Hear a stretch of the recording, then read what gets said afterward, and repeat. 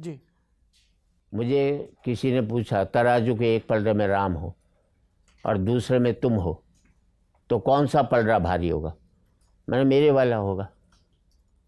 बोले कैसे होगा? मैंने तराजू के एक पलड़े में राम होगा, दूसरे में मैं हूँगा, और मेरे भीतर बैठा हुआ राम भी होगा। क्या बात। सोच कहाँ जा रही है हमारी, ये देखने की बात है।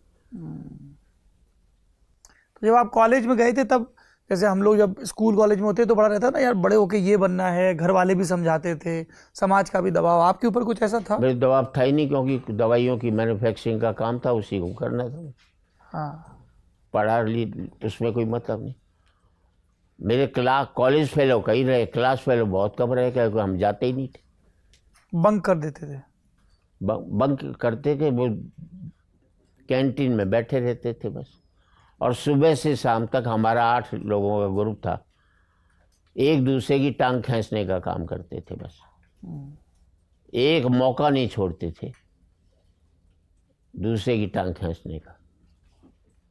और 8 में से 7 फेल हुए, एक पास हुआ, वो घर जाकर पढ़ता रहता था।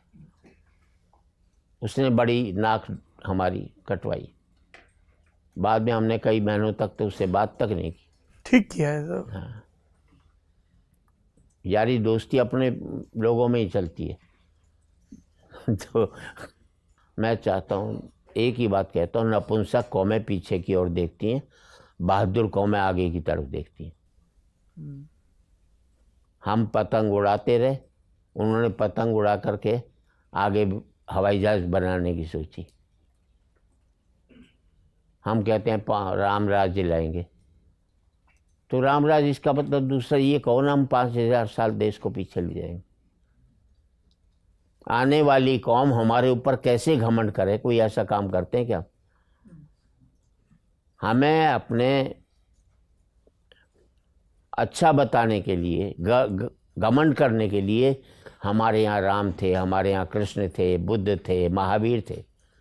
आप क्या हो ये बताओ कि आने वाली पीढ़ी जो है आपका नाम लेकर के घमंड महसूस करे।